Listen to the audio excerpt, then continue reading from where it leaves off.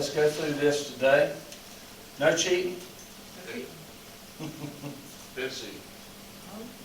Beat it. Get it to you. Yeah, you was on the right track. Genesis.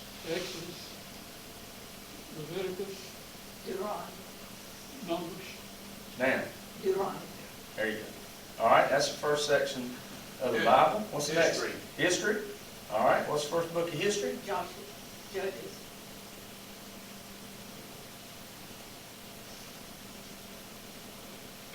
First.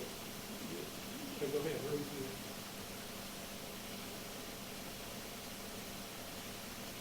Nehemiah.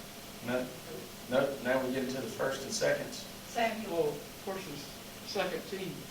Yeah. First and second Chronicles. First and second. No, Samuel. no, we already done. Done that. Oh, you already done that. Yeah. Okay. Ezekiel. It starts with an E. Ezra. There you go. Nehemiah. Yeah. Okay, that's what I was trying to do over there. Yeah, all right. Esther. Yes, sir. All right, what's the next section? Wisdom. Very good. First book of wisdom.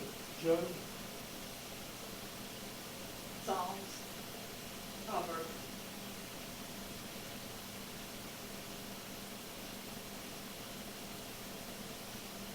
That one starts with an E that's hard to pronounce. Ecclesiastes. There you go. Yeah. Song of Solomon. All right, what's the next section? Major. Major prophets. All right, what's the first book? Isaiah. Jeremiah. Lamentations. Ezekiel. Daniel. All right, and what section are we in now? Minor prophets. Very good. First book of minor prophets.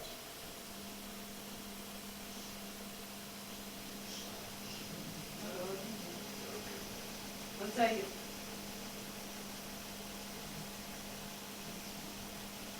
The last book we did. Joel. Okay. And what are we doing today?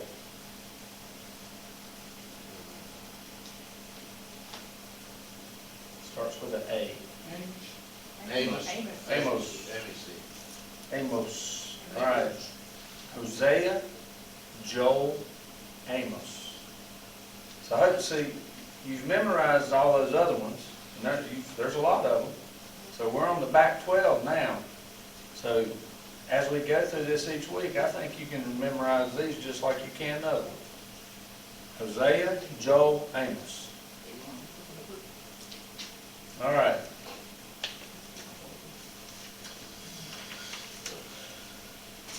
Let's talk about the book of Amos.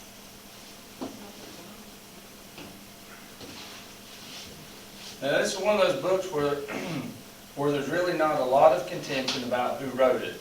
Surprisingly, most scholars, they don't argue about this one.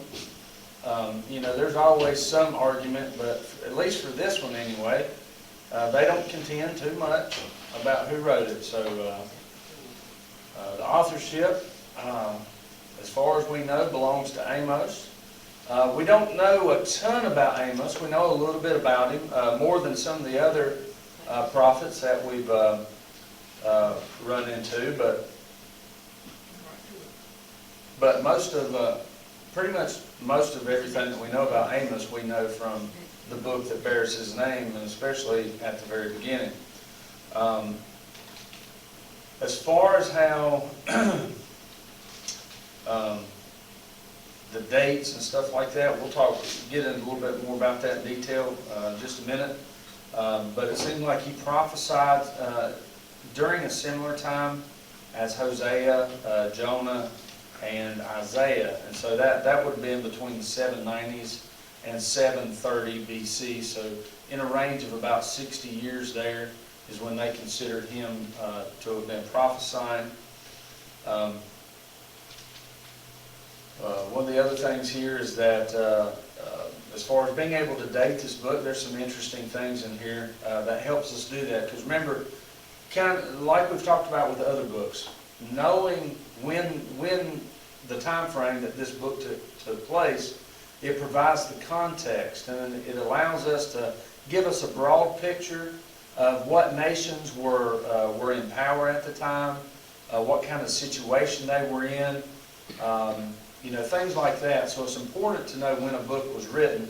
And so we do have some kings who were mentioned in the very first part of the book, and that's Jeroboam II.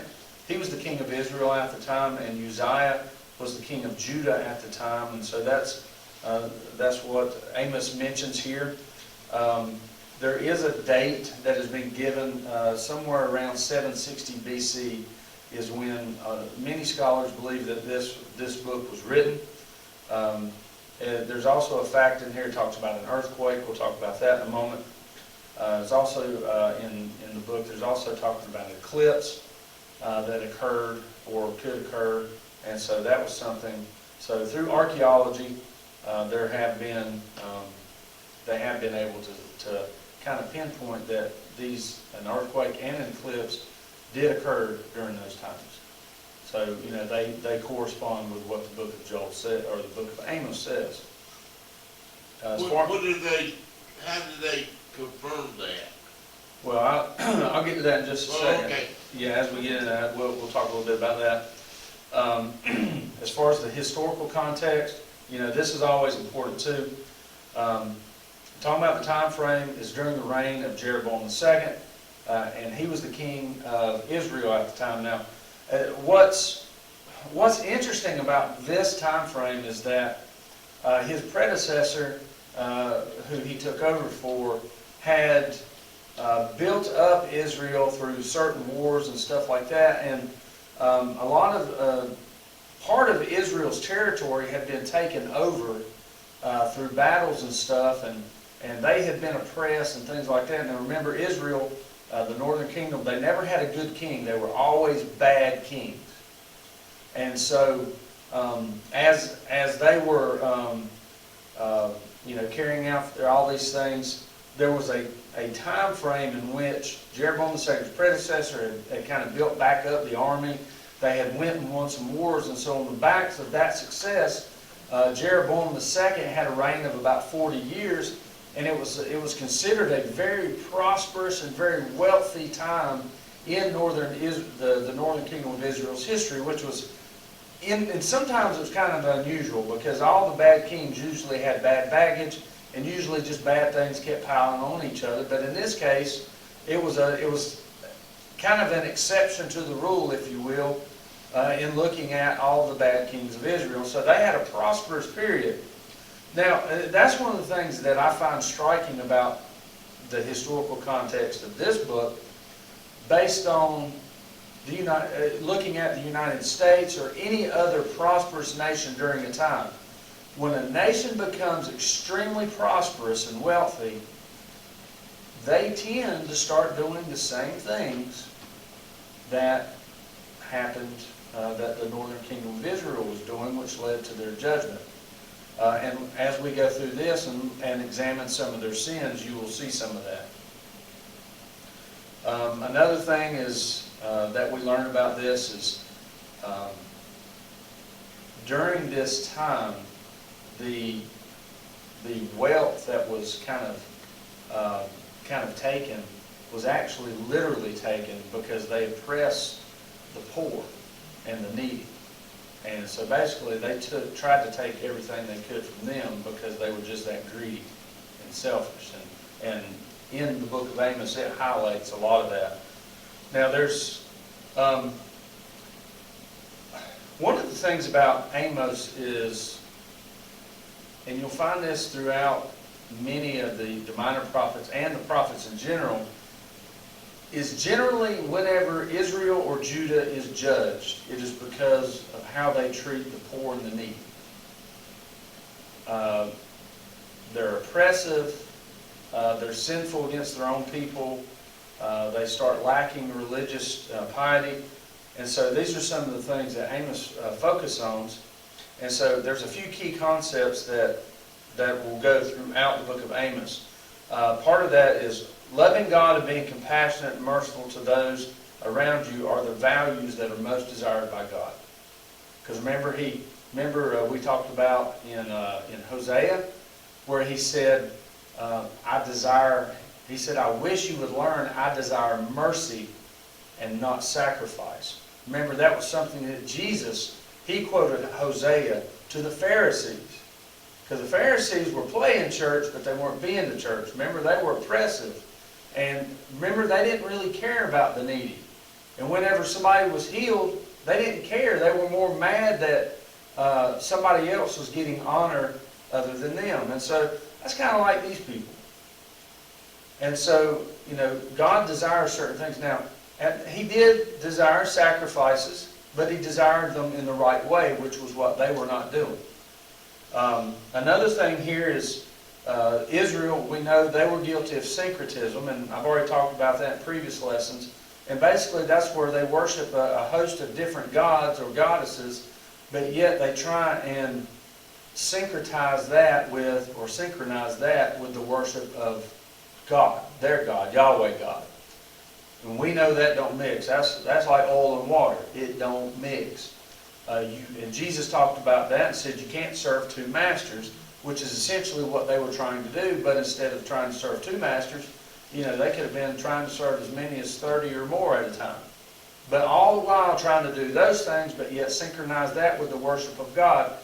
And, that's never going to work. I mean, all you got to do, go back, it doesn't take a rocket scientist, go back to the Ten Commandments. That's the simplest, basic form of the law.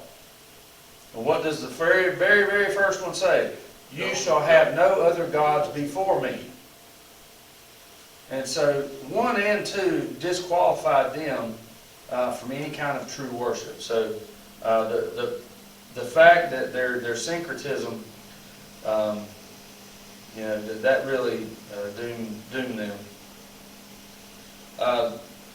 Amos, like the other prophets, they were wanting the people to respond to God's commands of, hey, return to me or I'm going to bring judgment. He tells us, I love you, I want you with me, I want you on my side, but yet if you don't, then I'm going to bring judgment. So that's another message that we see. And there is a primary sin, and that's an absence of true worship. We've talked about that. That's a recurring theme that you'll find throughout the prophets. Even in the New Testament, they talk about, an act of true worship, and they had a problem with that. Another aspect was their lack of justice. Now, a lot of people try and associate social justice with biblical justice, and I'm not going to get into all the different in and outs of that, but there is a difference between the modern view of social justice and what biblical justice looks like. There's a great book out there about this. I'd highly recommend it. I can't remember the name of it. I know part of the title of it is Social Justice is not the same as biblical justice, but I can't remember. There's another part of the title. If I remember, I'll bring it up. But there is a difference, because biblical justice has accountability and responsibility built in with it, with the people. Social justice today just wants to find a victim class. Basically, how they break this down is that there is an oppressed and that there's an oppressor. And if somebody's doing better than somebody else, then that automatically makes them an oppressor.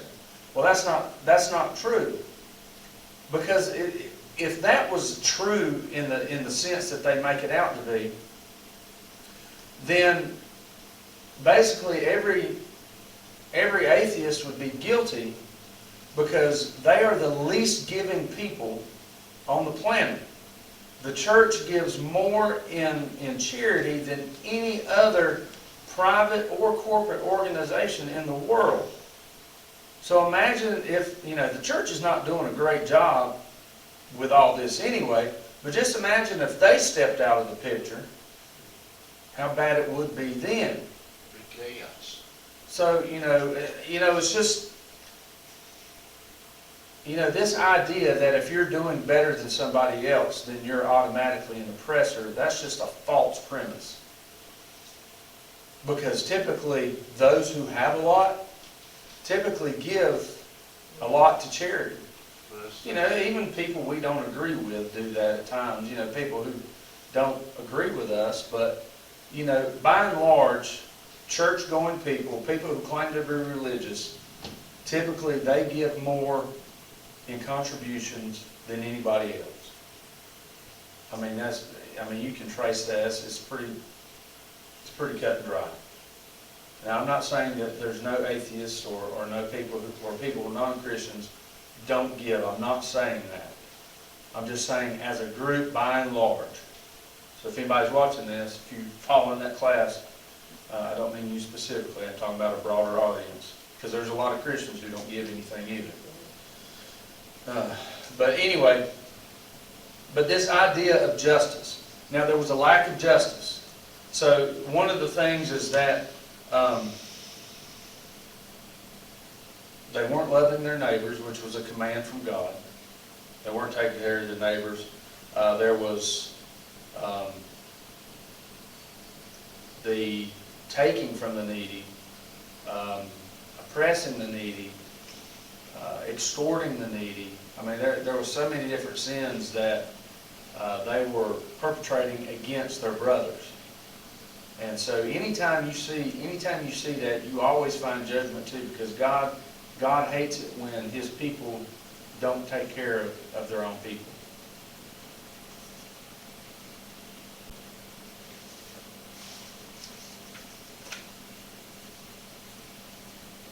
Now, some of the other things that were found here, that there was injustice in the courts. Now, this is one of the things that I found interesting, kind of relating it to where our country's headed. Now, if you look where this group was, and look at where the church in this country is today. They had spiritual complacency, which the church has today. They had ethical laxity. We can see that, we know what is ethical. If you look at the laws, we were just talking about that Loudoun County case in Virginia, that lacks any ethical qualities covering up what happened there. You talking about like common sense, or? So ethical laxity is, that means just being lax to doing the right thing. What's right or wrong? Yeah. Oppression of the poor. You see that in different varieties. Injustice in the courts. Now you hear a lot today about these kangaroo courts. Talking about how we're having a banana republic. Now, if you look at how they treat people, depending on what side they're on, it's a whole different ballgame. It seems to be that there's, that's one of the beauties about this country and our Constitution, is that if it's done right, Lady Justice is blind. And we have the best court system in the world if it's done right, if it's done by constitutional standards. Right. It's not perfect. There never will be one, not till we get to heaven. Right. But there never is, because remember, even the law as God wrote it, remember, it wasn't meant, it was perfect, but nobody could carry it out. That's why Jesus came, because he was the only one who could fulfill it. He was the only one who actually do it. Now, our system is a great system, best in the world, but it's not perfect. Sometimes justice is not had. But when it's carried out right, we have a great system. But right now in our country, we see a lot of times a two-tier justice system. Socialist. Depending on who you know, depending on what status you have. Going back to that social justice stuff, if you're if you're a woke leftist, sometimes they look the other way, depending on if the justice system also goes that way. So we see that today as well. We also see sexual immorality. It's really bad today. Looking at the stuff they're trying to teach in the elementary schools, we know that we're at a horrid state. Religious abuses, we see that all too often today. Just look at by and large, the Catholic Church. Not all Catholics, let me be clear. Yeah. Not all Catholic churches. Amen. This stuff happens in all denominations, but I don't know, it just seems like they all flock somehow to the Catholic Church, but again, not all Catholics, not all Catholic churches, but they bear a big brunt of them. And I hope they can root that stuff out and get it out of there, I but hope they turn around and get saved. in any And church, get that poke out of there. any church, you know, I hope they can get stuff right, but we do see a lot of religious abuses, not just with that, but other things as well. And we see violence. You know, today we got people turning their head to violence, and also idolatry. You look at the things that people worship today, you know, so another thing is corrupt business practices. We see that today. And so one of the things that he says here in chapter 5, verse 13, he says, these times are evil. And so, you know, when you take any Christian today who looks at what's going around, we could say today that these times are evil. We're not that far off from what's going on there. So I think these books are good to help us pay attention to what's going on, because judgment is going to come at some point. And the lost, you know, we need to be, you know, helping our brothers and sisters, telling them the truth. You know, even if they don't like it, we need to be honest with them and you know, let them know the gospel of Jesus Christ and that He loves them. But there's a reckoning that will happen if they don't return to Him. Well, we need to pray for our enemies. Pray for, you know, politicians or anything. You know. Absolutely. Now, as we get into this, we're going to spend a little bit more time just on chapters 1 and 2 today, because that's where a lot of where it really talks a lot about what's going on. So basically, you can break the book of Amos down into 3 parts. The first 2 chapters talk about the judgment of the nations, and so as we look at that, in verse 1.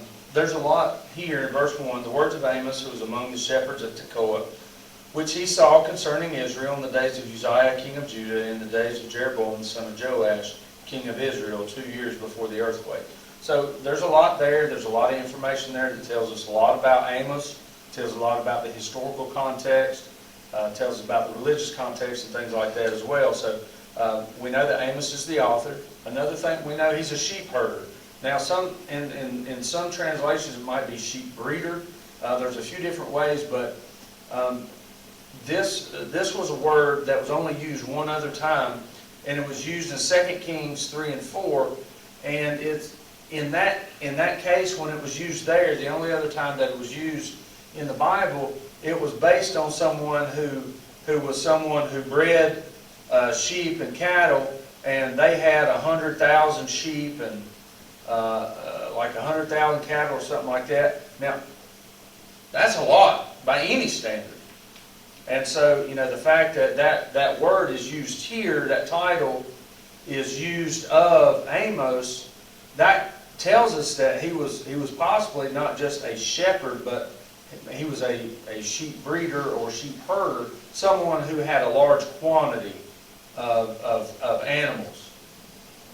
Now, the other thing that we know about him is over in chapter 7, and we'll cover that when we get there, but he says that he was a sycamore grower. Now, there, we know that where he was at, he says that he was Amos, he was a sheep herder in the lands of Tekoa. Well, in Tekoa, that was about 10 miles south of Jerusalem. It was in higher elevations. Sycamores would not grow there, not in this particular place. They needed warmer climates, and so you could either go more towards the Dead Sea, where there was a more hospitable climate for that type of tree, but more than likely he had this other occupation in the coastal plains, and that was closer to the coast, so you had the moisture, but you also had the warmer climate. So the fact that he was a sheep herder or sheep breeder, plus he had this other business where, you know, that were quite a distance away, that would tell you that he was probably a wealthy person. And so if anybody says that God can't use a wealthy person, yeah, He can. And he was blessed. Yeah, he was very blessed. So, we speculate that he was a wealthy person based on that. We don't know. He may not have been, but based on that, that was an unusual thing. Not everybody was like that, so we speculate that he was that way. The other thing that it tells us here is the time is the reign of kings that took place during this prophecy. And the overlapping time that these kings that he mentioned were reigning was between 767 and 753 BC. Now, talking about the earthquake, how they dated that, there was an archaeologist who was excavating in the region of Hazor, and in this region they found evidence of where there was a major destruction during a certain time period. Now, remember when we're going through that archaeology of the Bible, when we're studying that, and they would find all these clay pieces, these broken pottery, all these different things. All those things go to a certain time period. And so whenever you're excavating, there's all these different layers, and whenever they find evidence with these certain types of evidences there, that they can find a pretty solid date. And so that's what they were doing. That's how they determined that this earthquake happened in 760. So that would put it at the time when Amos was prophesying. The other thing is about the eclipse. Now you can, NASA can formulate that stuff. Talking about the lunar cycles. That takes a lot of math. I'm not that good at math. They're a lot better at it. They use supercomputers to compute these things, but they can actually kind of do it in reverse to see when eclipses took place. And I believe there was an eclipse that happened. There was two eclipses. One that happened in 763 BC and 764 BC. So an eclipse was not eclipse is not uncommon. They've always happened. But the fact that they happened during this time, as Amos was prophesying these things, it would have been more. It would be like an instance where I would say, God's going to bring fire down, on that field over there. You're thinking, asteroids or whatever, and then a fire breaks out. It just, if something happens that has a similar effect, it's like, oh, I know what he's talking about. When he talks about a locust invasion, they knew what he was talking about because they had seen it. So, these things paint a vivid image. When God says, I'm going to do this, and they place this kind of vision, this image, it helps them to understand, but also helps us to understand it too. It more proves the Bible. Yeah. Now, going into... there's a list of nations here that he talks about. Now, one of the things I want you to notice is that as he's mentioning all these places, he starts at the farthest parts and keeps working his way inward. It's interesting how he did that. He started with the farthest one and then keeps going until he gets to the middle. So here, the first one he mentions in verse 3 through 5 is Damascus, which is up here. That would have been considered Syria. Let's see. Yeah, see here, this is another map. See, this would have been, Damascus would have been in Syria. Some of the places that are talked about in here, or you can find here, but Damascus is up here. That's the first one he talks about, and so there's a sin. Well, one of the things he mentioned in each one of these nations, there's this formula. It says, for 3 transgressions of Damascus and for 4, I will not revoke the punishment. Now that's just basically a formula that these Hebrew writers would use, basically saying that they had numerous sin. So basically he wasn't saying that they had 4 sin. He's basically saying they had a lot of sin. That's what he was referring to. And he does that with each one. And so the sin here that he mentions is that this threshing floor of Gilead. Now, that they've tried to interpret this the best they can, and what they've come up with is based on some archaeological evidence and based on other Jewish writings. They've come down, it's not consensus, but one of the things that they've come up with is that when they would do their threshing on the threshing floor, they created a way in which they would take this board and they would put these sharp objects on the bottom of them, which would help break up all this, and it would make it more efficient.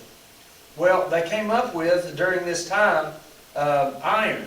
And they had these almost like knife-like iron spikes that went underneath this board as they drug it around the threshing floor, which would make it much easier and much more efficient to do their threshing.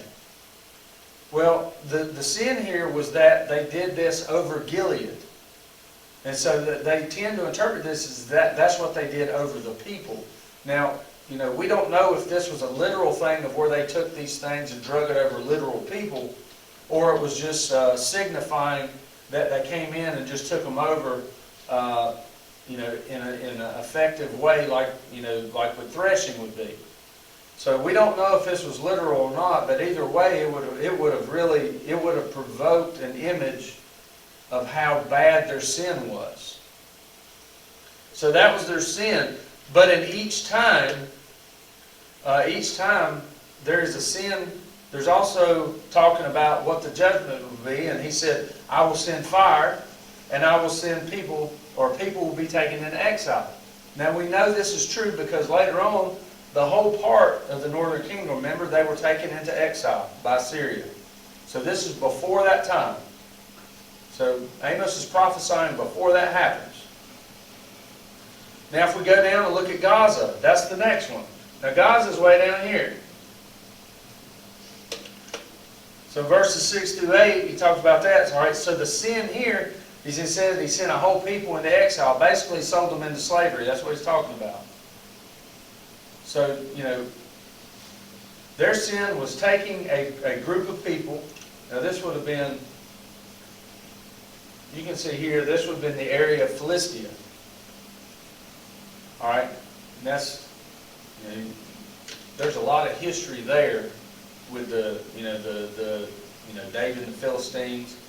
So there's a lot of history between the Jews and Philistia. A lot of infighting. And so the fact that saying that they sold a whole group of people into slavery, that was a sin. And so God said, your punishment, I'm going to send fire, and basically I'm going to destroy you. The next one would have been Tyre, which is on the coast up here, right here. Their sin, also the same as Gaza, is that they sent a whole people into exile. And God says, I'm going to send fire to destroy you as well. The next one is in verses 11 through 12, and that's Edom. Now Edom is not on here. Edom would have been below Moab, so you can see it here. Edom is right here. All right, so that's the people here. Now their sin was that they killed people mercilessly. They had no regard for anything. God said, I'm going to send fire. Now Ammon, which was right here, their sin, in verses 13 through 15, it says pregnant women were ripped open so that they could grow their numbers. Now think about it, if you kill the kids, as the older people die, there is nobody to replace them, and so it makes them lesser in number, and they would grow. Now that's my reasoning as to why maybe they did that, other than just being mean. But the fact that they said they were trying to grow their numbers leads me to believe that maybe that's what they were doing. And they were just being mean in the process as well. But God said, I will send fire, and I'm going to exile the kings and their princes. So all the leadership was going to be sent into exile as well. Now the next one is Moab, and that's right here. Now Moab, their sin was that they had burned a king to ash, and the phrase that they used here in this one, it says, He says, because he burned to lime the bones of the king of Edom. All right, so that phrase, they said, is a very difficult phrase to translate, but they said they've taken some other uses where that particular phrase is used, and it said it was basically what they think happened here, based on some Jewish writings as well, is what happened is that they took this king, burned him to ash, bones and all, burned him to ash, and then took his ashes and mixed it in the plaster and put it on his house. So it's kind of a very vengeful type thing. You know, kind of like keeping some property, you know, like serial killers, I guess. You know, they take trophies or whatever. A vengeful trophy, I don't know. But anyway, that was kind of how that was interpreted based on some other Jewish writings. But anyway, that was their sin. And he said, I'm going to send fire and death to the king and princes. Or, you know, that was Moab. Yeah, that was Moab. I'm going to send, same thing as the other one, death to the king and princes. Now, as you'll see, now, you know, he's went all the way around, you know, to all these other farther nations. Now, he changes his attention in chapter 2, verses 4 and 5. This is against Judah. So this is right here. Judah and Jerusalem. So he said their sin is that they rejected the law of God and that they did not keep the statutes of God. Now we've talked about that when we were talking about Psalm 119. Remember, it talks a lot about the law and how we should follow it, and they did not do that. And he also says part of their sin is that they followed in the lies of their fathers, basically living how their fathers lived, which was treacherously against the law of God. He said, because if you continue to live that way, here's what's going to happen. He said, I'm going to send fire and I'm going to destroy you. And then the next one, what we see is he zeroes in on Israel. So, you know, in the middle of all these, he says, boom. He goes back and he zeroes in on Israel. And now he says, let me get into some detail. Here's your sin. He said they were selling their own into slavery. They would sell the poor for footwear. They oppressed the poor in a number of ways. They ignored the afflicted, which that would mean, you know, the sick, the needy, the orphans and the widows. So they were afflicted, they were ignored. He said father and son have relations with the same girl. Obviously that's something that is forbidden in the law. And so that, you know, not only was it breaking the law, but there was probably other things that were, other laws that were broken there as well, because, you know, it could have been a prostitute, or it could have been a cult prostitute. So in that case, they were breaking other laws as well. But at any rate, that was another sin that they were chastised for. Another one was that they were committing idol worship or false worship, laying down at the altars on garments that they had actually taken from the poor through pledges. Now, in that, it was talking about that there were some poor people who would pledge themselves, or they would give things in pledge because that's all they had. And we know that was something that was common. And so these people, not only were they sinning at the altar, but they were sinning on, these well-to-do people were sinning on garments that they had taken from poor people. Another thing was that there was extortion. It said that they made Nazarites drink wine. Now, if you go back and read about Nazarites were they were forbidden to drink anything that was fermented, and so they were supposed to stay away from alcohol, drink. So basically, that's what happens whenever it becomes fermented. The alcohol in it, the alcohol content grows, and it becomes a alcoholic beverage. So they were forbidden to drink of the fermented drinks. And there were some other things that they were forbidden to do, but they coerced them. Now, you take a people, you know, maybe these Nazarites were in a position where they needed something, and they were put in a position where they had no other choice. And so, you know, they were accused of basically kind of peer pressuring the Nazarites to go against their vows. And the other thing here says that they silenced the prophets. Now, if you go back and look, Elijah and Elisha, they prophesied primarily in the northern kingdom of Israel. They had their problems with the kings. The false prophets didn't like them, always told them, to be ignored. And so they were doing the same thing with the other prophets.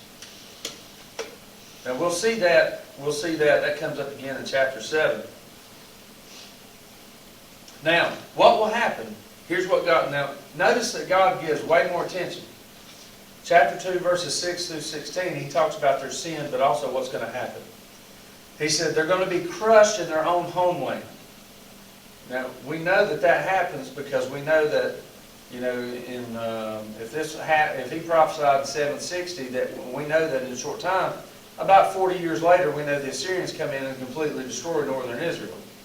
And so they're crushed in their own land. He also says that no one will be able to withstand what is coming.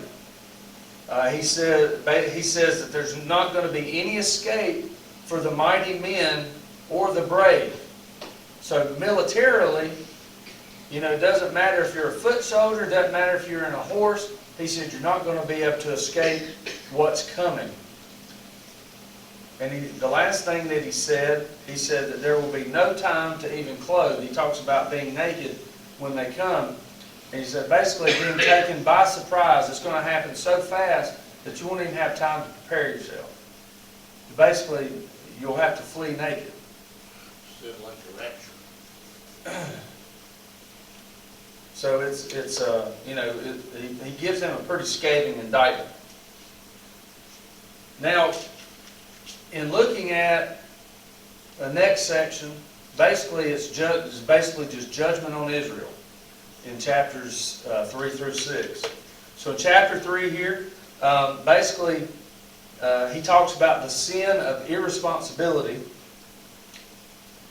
So in verse 1 of chapter 3, he says, "Hear this word that the Lord has spoken against you, O people of Israel, against the whole family that I brought up out of the land of Egypt." Now, when he says that, the people from Judah were also brought up from the land of Egypt.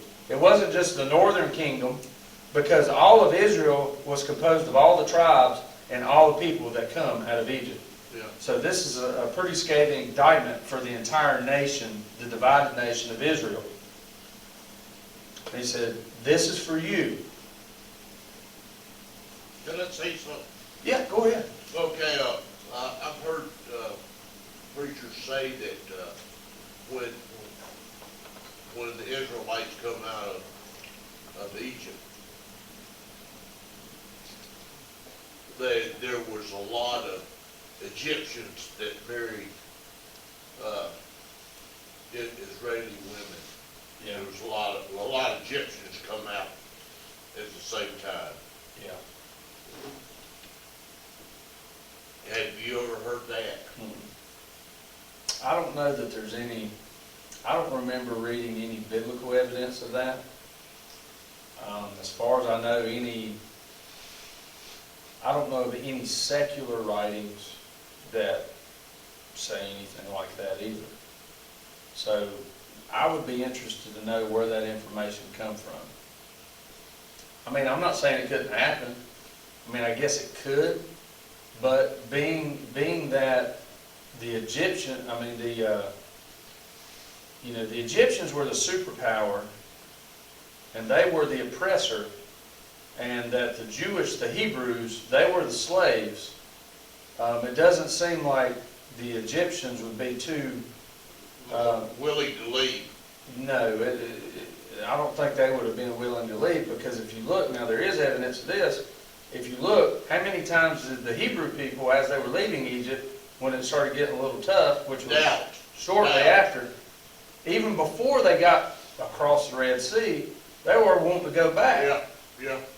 So, I don't know that there would have been too many Egyptians Unless, they were people who were convinced that God was, that this was the God of gods, and that he was the God. Unless there was some there, which could have been, I don't know, I don't know. But any you know, evidence. the Israeli people has always, been wishy-washy, Yeah. they're up and down, up and Well, down. a lot of Just like everybody else, Well, If you put it into context, we say, well, here's a people who was enslaved in Egypt, and, they were given the opportunity by God to leave this slavery and go to a nation all their own, to go back to their own nation. And so we say, well, that doesn't sound like a bad deal. Well, if you read here and understand, when God took them out of Egypt, he took them through the wilderness. Yeah. All right, well, the wilderness didn't look like where they come from, because where they were settled at was in the land of Goshen, which was very lush.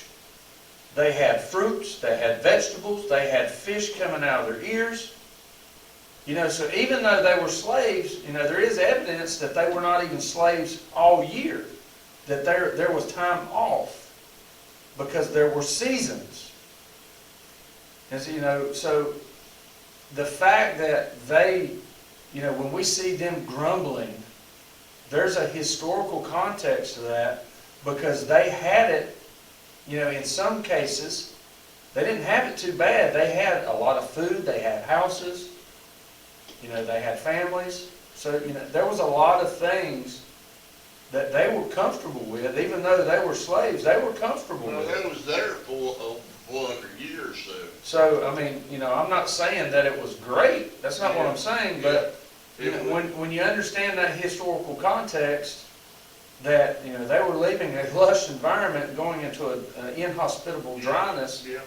you can see why some of them were grumbling. It doesn't make it right, but you can see where they were coming Well, from. their faith wasn't where it should have been. And so I can't imagine any Egyptians who were looking at that and saying, well, I'm not leaving that. I know what's out there. So I don't know. If you ever hear that again, if it's somebody that you know, and you can ask them where they got Well, it's that. mostly on TV and stuff, Well, if they give a reference, I'd like to Okay, see if you can write it down something, because I would like to look at that. 'Cause I've never heard that before. Well, when they built that golden calf, wasn't that Egyptian influence? Yeah, well, there is some indication that a lot of the things that the Israelites did as they came out of the wilderness were actually things that they saw in Egypt. One of those things was actually like the building of the tabernacle. Now, I'm not saying that God copied what they were doing, but there's some archaeological evidence where the Egyptians, they had this like tent-like thing that would house like a god. And it was built in similar fashions with a tent and 4 poles and things like that. And I've watched a video on it where they've actually, you can see it where it's, where they did this, where it was being uncovered archaeologically. But if you look at the similarities between how that was done and how the tabernacle was done, that they built and took up and down in the wilderness, there's a lot of similarities. That the Egyptians were doing this well before the Israelites did. But also, as we talked about when we were talking about the archaeology in the Bible, is that when Egypt had laws, Egypt kind of had like a constitution or like a law book. Now, when God took them out of Egypt, He gave them a law of their own. So, there were other countries who had laws, and if you look at the writings, a lot of them are very similar. Now, I'm not saying that God's copying them. What I'm saying is that when God gave it to them, God gave them the right kind of it. When He gave them the law, He gave them His law, not an Egyptian law, not some Phoenician law or a Ugaritic law. He gave them their law. He gave them His law, which became the Jewish law. So, and not copying what they were doing, but he was giving them something that was right, something that was his, something that was correct. And so, Well, he was trained on, yeah, something that they've never been accustomed to, so. he had to give them something. He had to give them a blueprint. It was God's will, so. You had to give them a blueprint. Now, what's interesting, going back to here in chapter 3, he talks about how he talks about their guilt and their punishment, but he talks about how they're going to be rescued. And listen to what he says, because it's very bleak. In verses 11 through 12, he says, "Therefore, thus says the Lord God, an adversary shall surround the land and bring down your defenses from you, and your strongholds shall be plundered. Thus says the Lord, as the shepherd rescues from the mouth of the lion 2 legs or a piece of an ear, so shall the people of Israel who dwell in Samaria be rescued with the corner of a couch and part of a bed." That's pretty bleak, isn't it? He's saying, the way that you're going to be rescued is like basically just what's left. Because he said, just like a shepherd rescuing from the mouth of the lion 2 legs. He didn't say the whole sheep. He said 2 legs. Or he said, or the piece of an ear.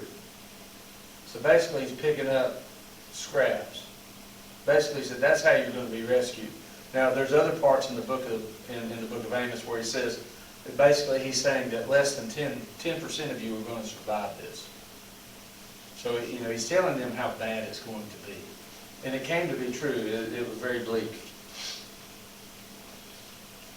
Now as we move on to verses 13 through 15, he talks about how the temples and their houses will be destroyed. He said, "Hear and testify against the house of Jacob, declares the Lord God of hosts, that on the day I punish Israel for his transgressions, I will punish the altars of Bethel, and the horns of the altar shall be cut off and fall to the ground. I will strike the winter house along with the summer house, and the houses of ivory shall perish, and the great houses shall come to an end," declares the Lord. So he's talking about not only the temple there in Bethel, because that was where when the divided kingdom first began. One of the things they did was went and built a temple in Bethel and put a golden calf there. And so it was a temple dedicated to God, but it was a golden calf temple. So there's that syncretism. And so he's talking about that your houses of worship destroyed. All of you wealthy people who have a summer house and a winter house, guess what? Destroyed. So he's saying, the wealthy, you're not getting off here because you're part of the problem, or you're the biggest part of the problem. As we go into chapter 4, I love the beginning of chapter 4 because the words that the way that Amos says this is in such sarcasm. And you know how much I love sarcasm. And so you'll see it here in the beginning. In verse 1 of chapter 4, he says, "Hear this word, you cows of Bashan, who are on the mountain of Samaria, who press the poor, who crush the needy, who say to your husbands, bring that we may drink." Now, first here, these cows of Bashan. Now, let me ask you something. Now, he's talking about the women here. Now, if today, just say you call somebody a cow, it's not a compliment, is it?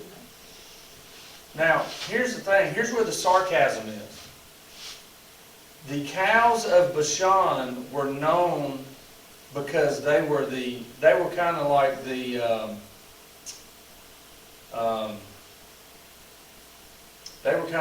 Black Angus Of the West. cream of the crop beef. These were the best cows that you could get. And so whenever he called them you cows of Bashan, he was talking about, this well-off, healthy group of people. So it wasn't like an insult like it would be today. So he said, here you are, you healthy, you don't need anything, you're, the cream of the crop of society. He said, you who oppress the poor, who crush the needy, and say to your husbands, bring that we may drink. What he's saying is, you do all this stuff to the poor. He said, all you're concerned about is your drinking. And that shows the state of the mind of where these people were. Then he goes on and he said, the Lord God has sworn by His holiness that, behold, the days are coming upon you when they shall take you away with hooks, even the last of you with fish hooks. And you shall go out through the breaches, each one ahead, and you shall be cast out into Harmon, declares the Lord. Now, here, he's talking about being led out by fish hooks. Now, we know that there were some others who were led out. As we read some of the other books, we know that some of the people, they were led out through hooks in their noses. And so, of course, that would not be anything very pleasant. And here you have these wealthy elite who are basically putting their foot on the head of the poor and suppressing and oppressing them. This is how they're going to be led out, is through hooks in their noses. Very shamelessly. So they can, you can imagine, the image there. Then he continues with the sarcasm, verse 4. Come to Bethel and transgress to Gilgal, and multiply transgression. Bring your sacrifices every morning, your tithes every 3 days. Offer a sacrifice of thanksgiving of that which is leavened, and proclaim freewill offerings. Publish them, for you love to do, O people of Israel, declares the Lord God. So he's telling them, it's like, y'all love to play. He's like, bring your offerings. You commit all this sin, but bring your offerings. Bring your tithes. Oh, you love to do it. Bring it. What God says. And you've got to read it with a touch of sarcasm, because that's what it is. It's sarcasm. Because it wasn't true. Because they were bringing that stuff, but remember, that was one of the things that he was talking about, was their lack of true worship, their attitude. Their attitude wasn't right. They were performing the ritual part of it, but their heart wasn't right.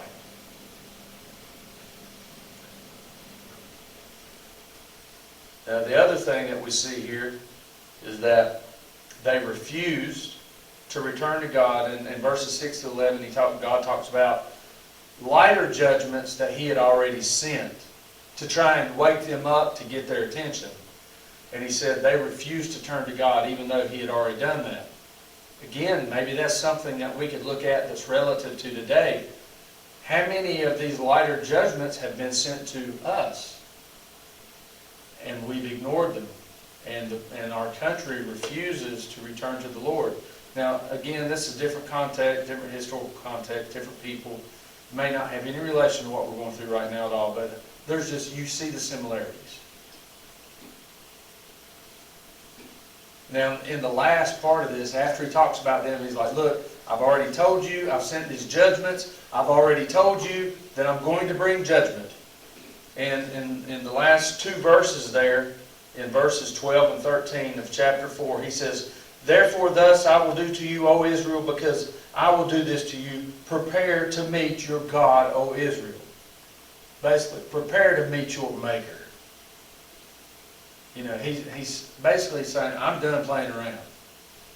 I've sent you warnings, and I've sent you warnings, and all I've asked for you is to repent, turn back to me, and I will relent.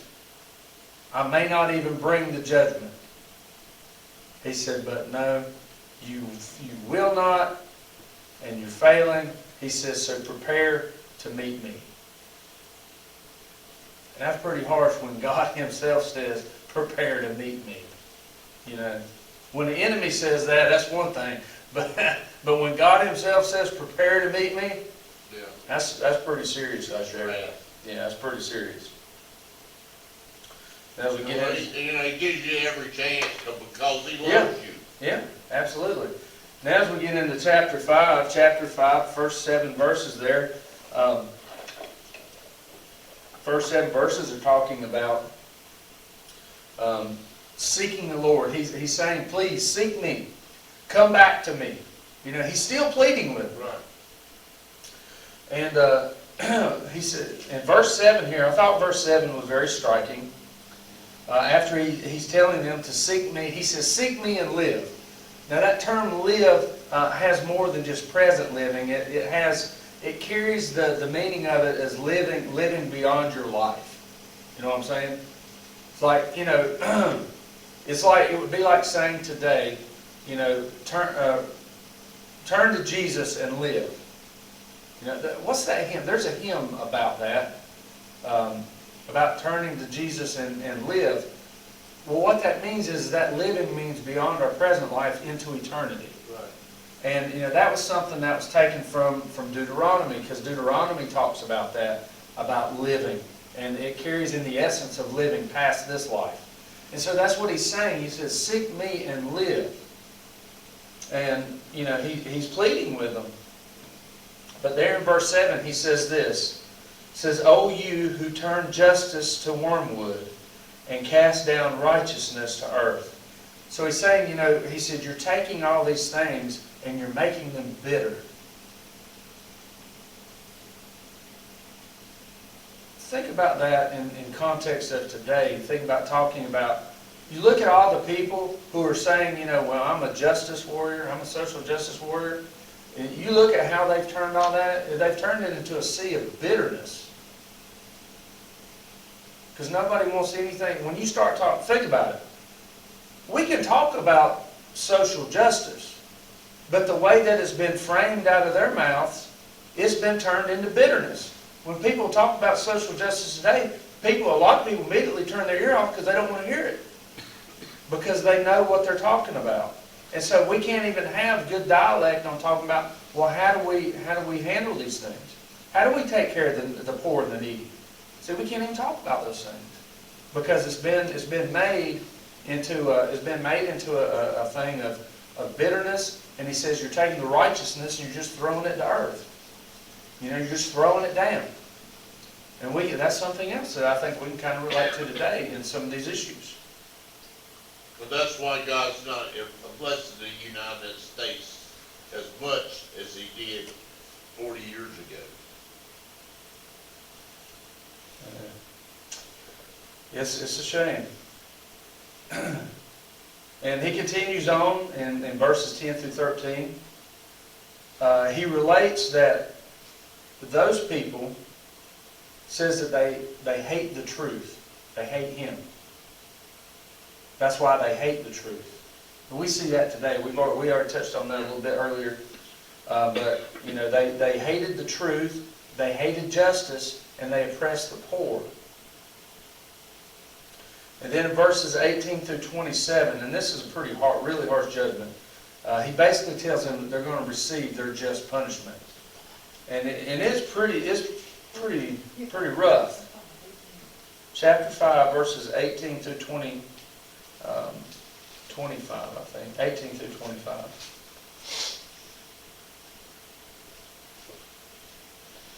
You know, and when you know, basically what he says here, he says, like, you're doing all this stuff, you're playing church. He said, but I hate it. I hate all of it because it's not real. Mm-hmm. And, you know, and he uses very, very harsh language.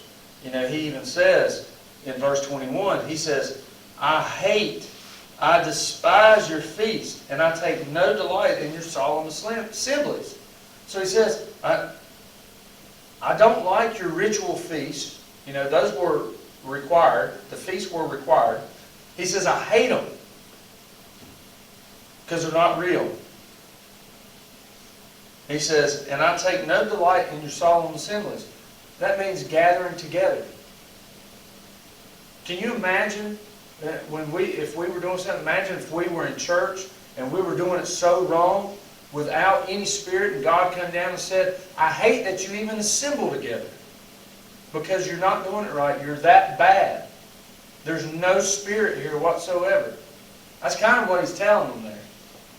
He's like, you can get together all you want, but unless you do it in true form, in true worship, he said, I hate it. And I got a feeling that's what he's saying to a lot of churches today. Because they're assembling for a social gathering and not for a worship experience, to worship Him.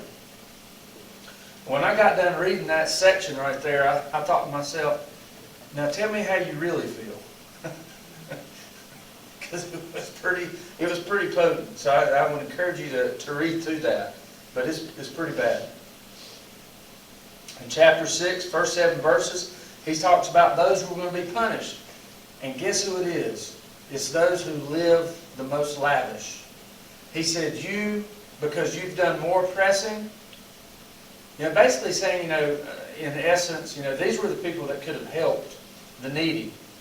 These were the people who could have done something, but instead of helping them, they actually took more away and made them even more needy.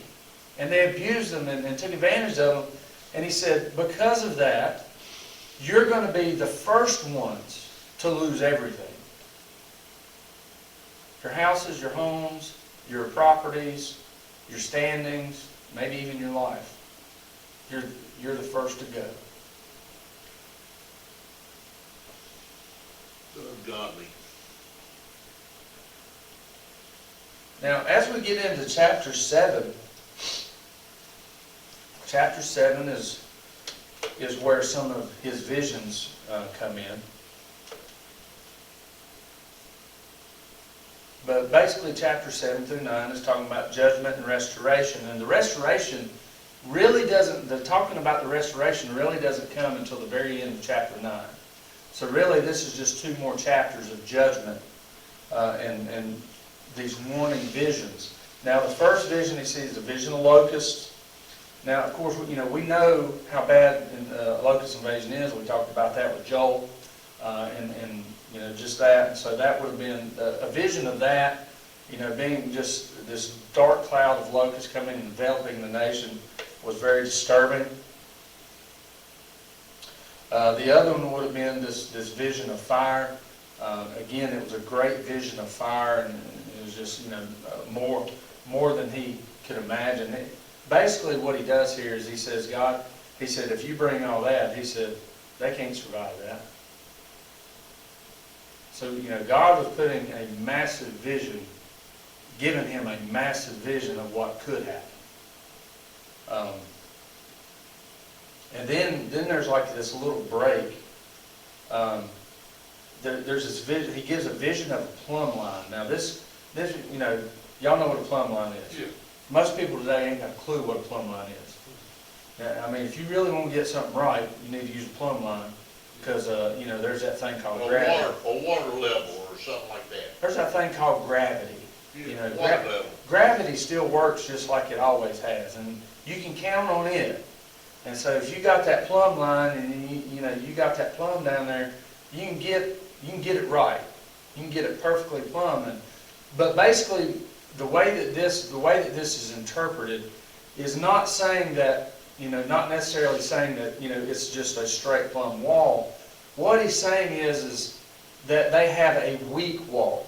Basically, they're saying that, they're going to count on this, this wall that they have. He said basically it's a weak wall. Kind of like a wall that's out of plumb. It's weak and it'll fall. It's a weak wall. And so basically that's how the Hebrew is actually kind of translated, is that they have a weak defense system. Which we know they do, because when Assyria came in and just ransacked them and just run roughshod over them in no time.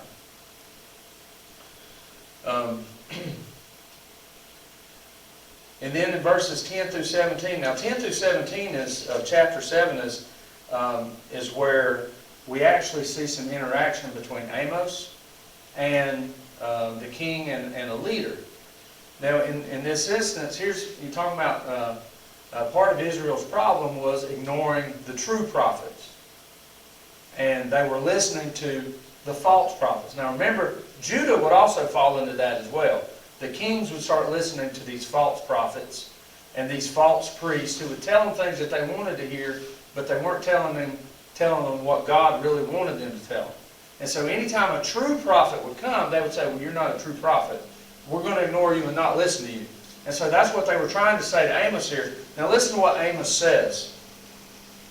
When they told him, said, look, said, don't come up here. Leave this place alone. Go back down to Judah. Go down there and prophesy with your stuff, with your words.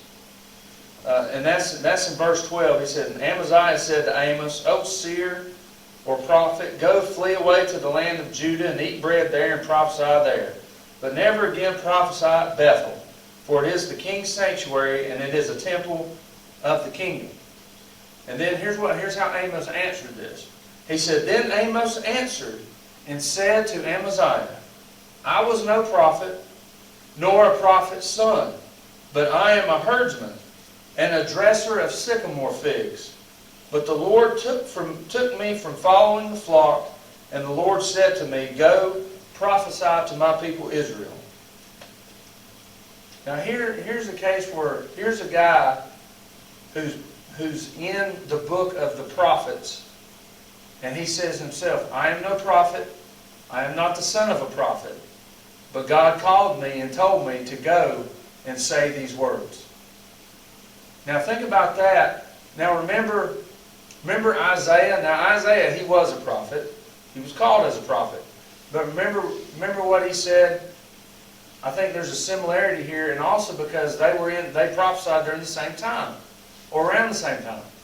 Isaiah said, here I am, Lord, send me.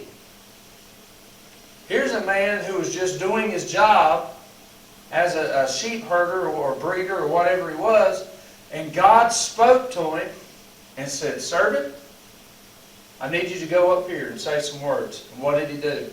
He said, I left my flock and I went and spoke those words. The church today needs to take a lesson from that right there. Because the church today, they think that the pastor is the only one who is supposed to talk to anybody about the Word. Now, the New Testament, Paul tells us that it's not the pastor's job to carry out the ministry. He says it's the assembly's job to carry out the ministry. Pastor's job is to feed the people, and the people go out and Their job is to preach and to teach. go out and minister to the lost.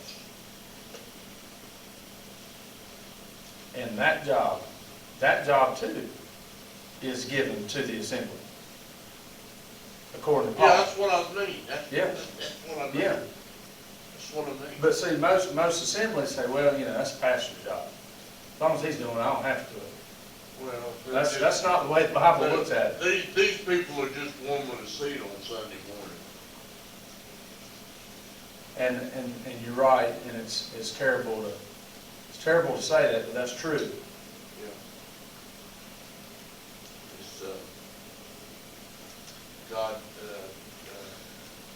Jesus frowns on that. I mean, he's not. Now he has here there's another this vision, and he talks about a great day of judgment that is coming. And again, he's going through a lot of the same things that he says, you've trampled on the poor, you've oppressed the needy. There's a great day of judgment coming, and it's not going to be good. Amen. Now here, this is one of those places, and he says, and on that day declares the Lord God, this is chapter 8, verse 9. He says, I will make the sun go down at noon and darken the earth in broad daylight. Now that it doesn't say eclipse, but we know that can cause, broad daylight to turn into darkness. Now, perhaps that's not what this is talking about, but some have tried to associate that verse with an eclipse. And like I said, they did calculate that there was an eclipse or two eclipses in and around the time that they've dated this book. So that's one of those things kind of up to interpretation and speculation. But anyway, I just thought I'd bring that out because you might hear that from some folks if you ever hear this passage. And then we get into chapter 9. Chapter 9, verses 1 through 4. Basically, the way I looked at it is, this is basically saying that God's not messing. God's basically saying here in verses 1 through 4, I am not messing around. I'm serious, and I want you to listen. And he talks about what he's going to do.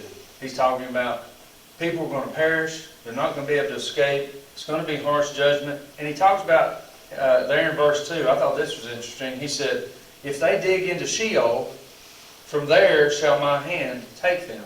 So basically saying, you can, even if you were able to dig there, I'd come get you.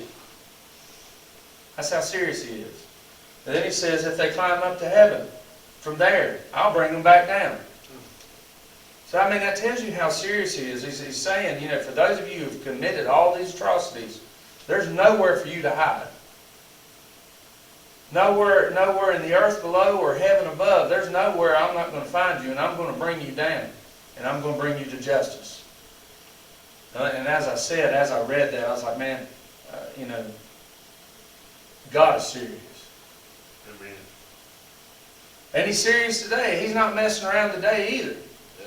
Never. It's just, he is a God of love, mercy, and grace, like I was preaching about Sunday.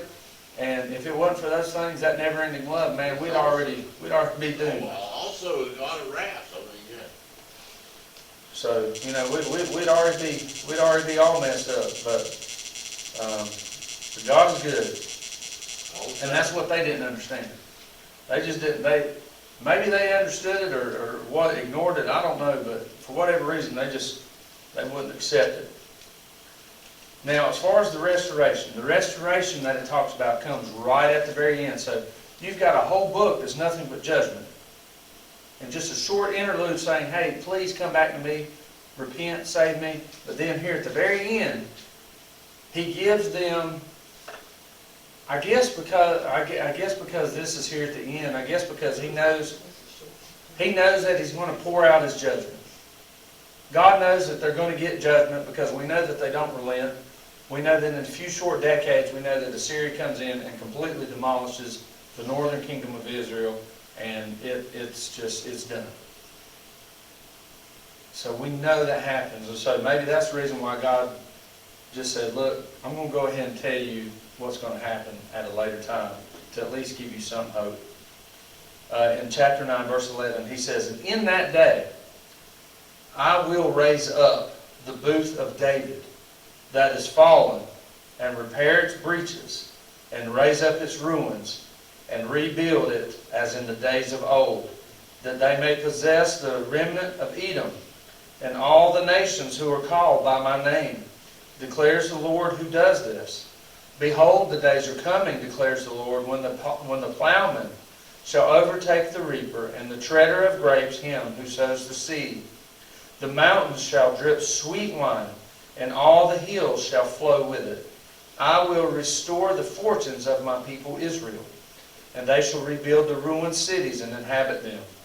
They shall plant vineyards and drink their wine, and they shall make gardens and eat their fruit.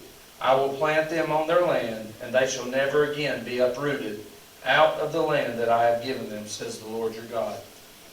So we know that this here, based on a few things, that this is talking about a future restoration.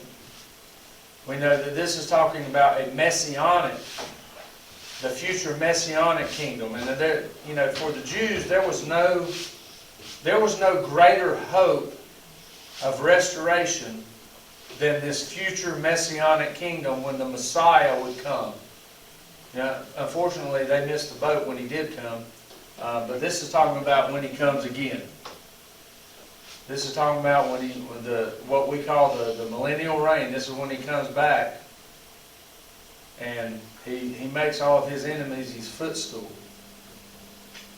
And so we know that this is a future time, talking about the Messiah, and so what greater hope for them based on, God knowing that he's gonna have to send judgment because they won't relent, or they won't repent, and so he gives them the hope of the Messiah. So, that's all I have for the book of Amos. I hope that you'll read it in its entirety, but there's a lot of good stuff here in the book of Amos, a lot of important lessons Is it a book of, that we can like, learn. God is pleading to people to repent? Well, most of the books in the minor prophets are books about judgment. Okay. Now, in most of them, there is there's places of short scripture where, he's asking them to repent, but by and large, most of it is his judgment.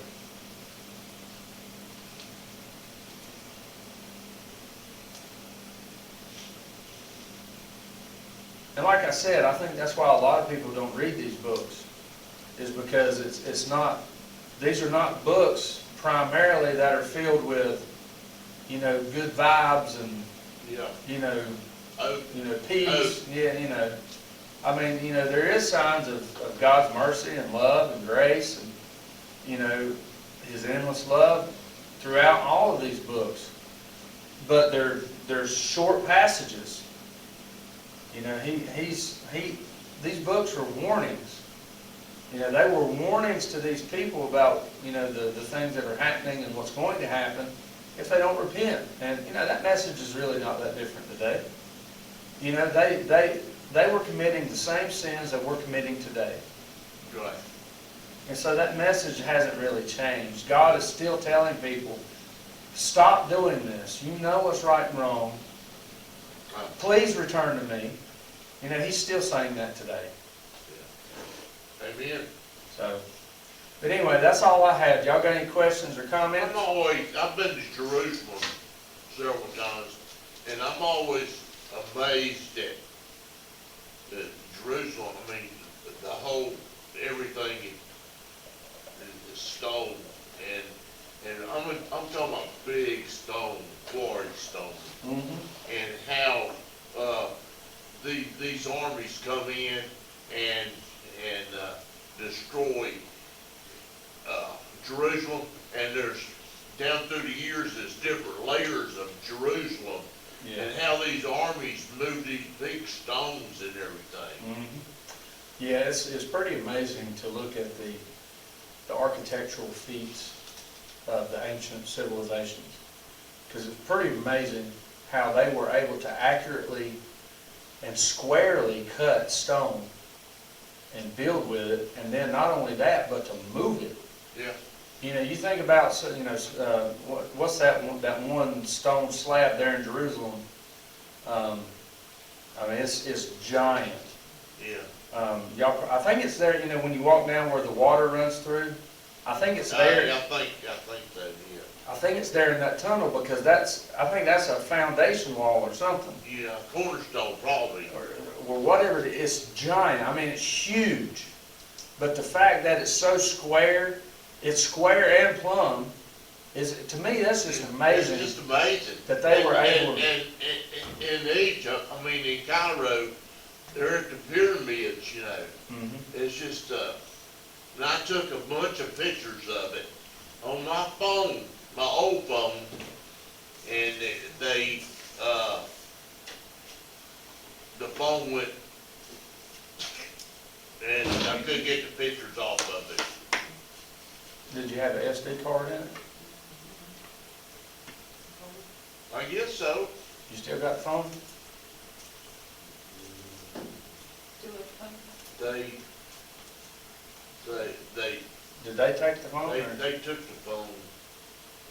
They said they couldn't get it, they had to get the phone going, up before they could get the pictures off. Maybe it didn't have an SD card in it, but if it had an SD card in it, you should have just been able to take it out. Man, I wish I could have got them,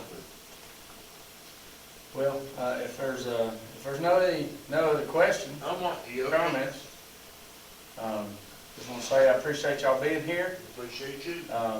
My voice is still a little hoarse, No, it's fine. but it's starting. Hopefully it'll keep getting better. But I hated to cancel last week, but I couldn't talk. So, That's fine. but anyway, glad y'all came, and I hope you learned something. I know I did. And, just keep reading these books and get prepared for next week. And I think next week is Obadiah. I think that's the next book. Yeah, Well, that was one chapter. it's a short one. So we'll probably do Obadiah and Jonah next week. So, but anyway, looking forward to getting to Obadiah. That's one I had never really studied too much.